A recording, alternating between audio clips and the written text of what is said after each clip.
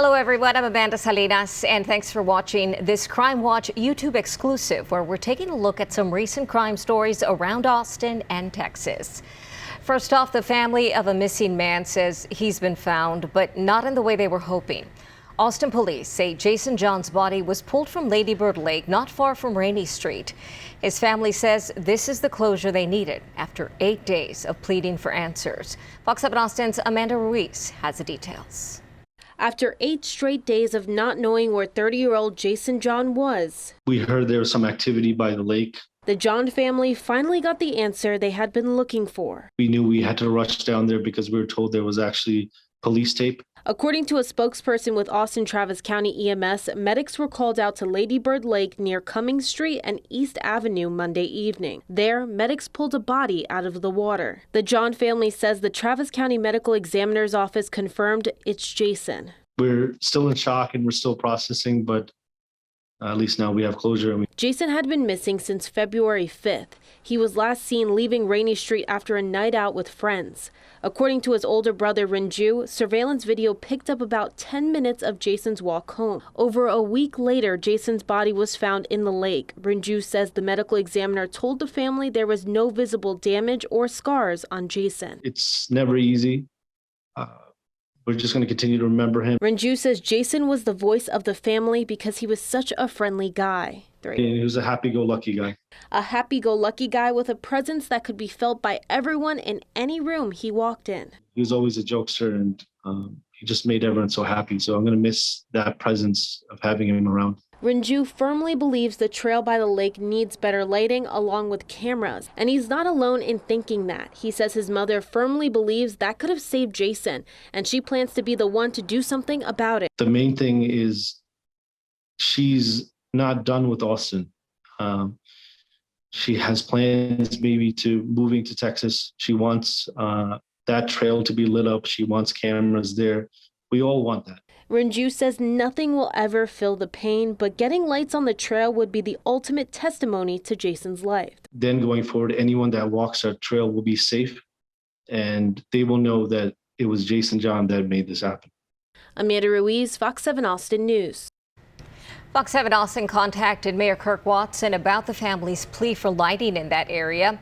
He told us that he and council member Caudry are in talks with the Trail Conservancy on ways to address the issue. Austin police are looking for a fourth suspect in connection to a murder from last fall. Police are looking for the person you see on your screen. She's believed to have been involved in the October 22nd shooting death of 18-year-old Andrew Clayton Johnson near McDonald's off of the Mopac Expressway. 3 others, all teenagers, have been arrested in connection to Johnson's death. APD found the victim dead in a crashed vehicle near the McDonald's. 18-year-old Xavier Nathaniel Castilleja is the only suspect identified. The other 2 are juveniles. Castilleja and one of the unnamed teens have both been charged with capital murder. The third suspect, a 17-year-old, was placed on house arrest early last month and faces a charge of criminal conspiracy. If you have any information about the fourth suspect, contact Austin Police. A domestic dispute in North Austin led to the death of a young woman, and police say the man responsible for killing her during a standoff has also died. Fox 7 Austin Shannon Ryan spoke with a neighbor whose security cameras captured most of the SWAT team response. Shouting, a man and woman in distress. Amanda Lombard's security cameras picked up this argument outside her neighbor's home around 8 Tuesday night.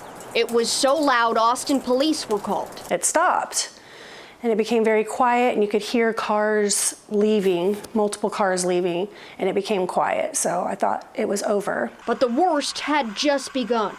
SWAT knocked on Lombard's door. And there were canines, I heard drones, armored vehicles then showed up, and they proceeded to get prepared to enter the home, and that's when things really became more scary. Around 9 o'clock, police say the domestic dispute became a hostage situation.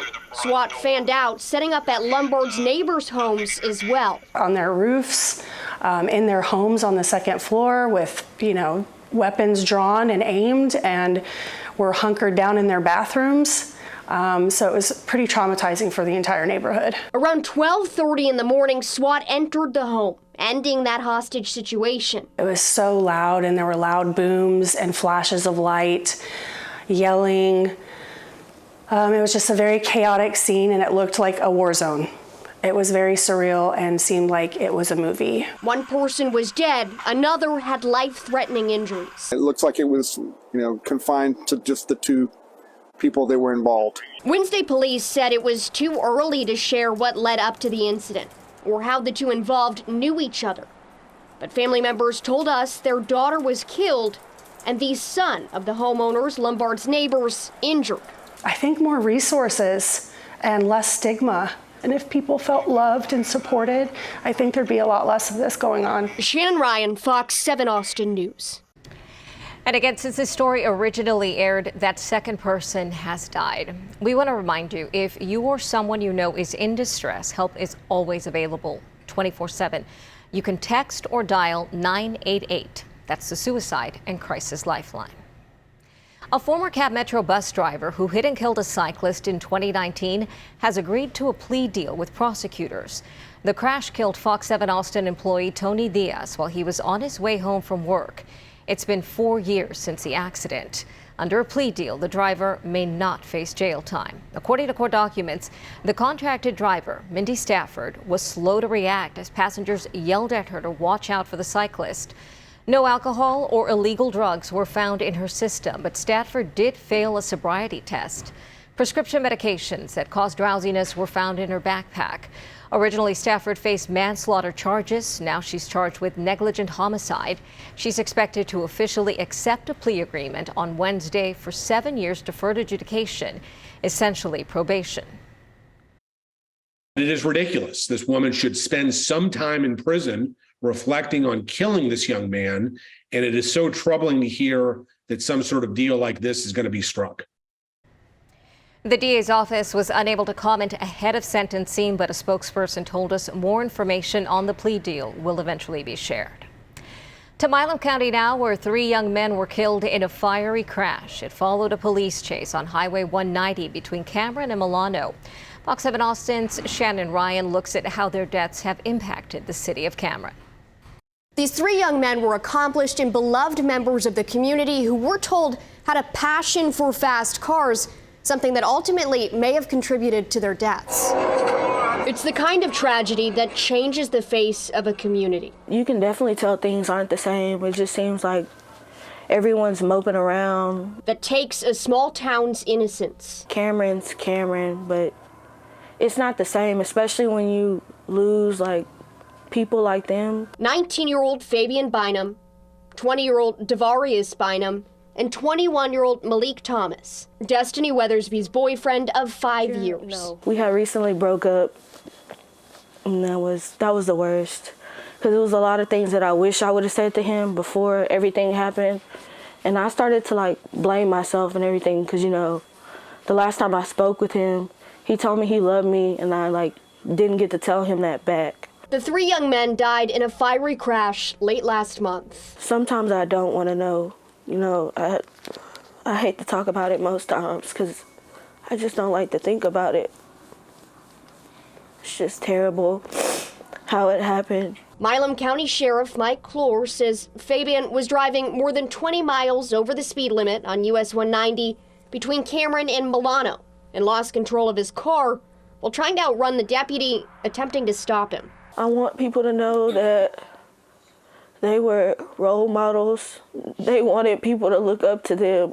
Weathersby says the 3 young men worked hard and lived fast. They got their dream cars, and they were living life to the fullest, They were recent graduates of Yo High School, where they were student athletes. Their loss leaving a hole in the community. These boys belong to all of us.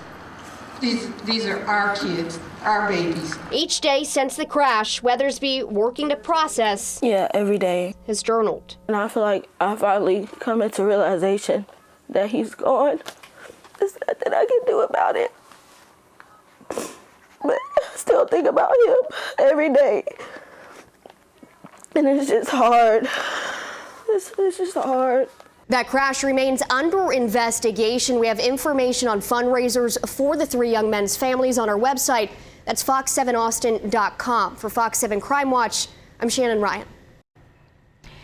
San Marcos police are reminding people of the importance of having surveillance cameras in homes and businesses 1 month after an arrest of a serial burglar. Fox 7 Austin's Angela Shen has the details. Today, video is critical. 37-year-old Jose Medina was arrested for a series of burglaries from August to November of last year. Police say he stole about $23,000 worth of products from perfume and beauty supply stores, not just in San Marcos, but in Austin and San Antonio, too. Officials say they used cameras around town to track him down, and he was arrested in San Antonio. He's facing 8 counts of burglary of a building in Hays County. San Marcos Police Chief Stan Standridge says property crimes have gone up about 9%, and violent crimes up 52% in the last 5 years. And almost a third of violent crime perpetrators are coming from Houston, Austin, and San Antonio. Because we are dealing with so many external variables that are affecting crime in San Marcos, we have actually put cameras on all the major ingress and egress routes to San Marcos. We're building a perimeter fence electronically around San Marcos because we have so many people coming into the city because we are located on the corridor. He says a common property crime is guns stolen from vehicles. So our message to responsible gun owners, do not leave your guns in your vehicles. Because when these guns are stolen, guess what they're ultimately used during? Violent crimes. He also stresses the importance of surveillance cameras. If your cameras capture any crime happening, let law enforcement know. I think the responsible thing to do as a business operating in any of the cities along the 35 corridor is to install cameras. Cost is no longer prohibitive. The San Marcos police chief says that property crimes typically happen along the I-35 corridor by restaurants and hotels. Thank you for watching this Fox 7 Austin Crime Watch. Our exclusive Crime Watch stories run each Monday on Fox 7 Austin News at 9. Again, to learn more about the stories featured today, look for the links below this video. You can also find more stories on our website, fox7austin.com, or subscribe to the Fox 7 Austin YouTube channel.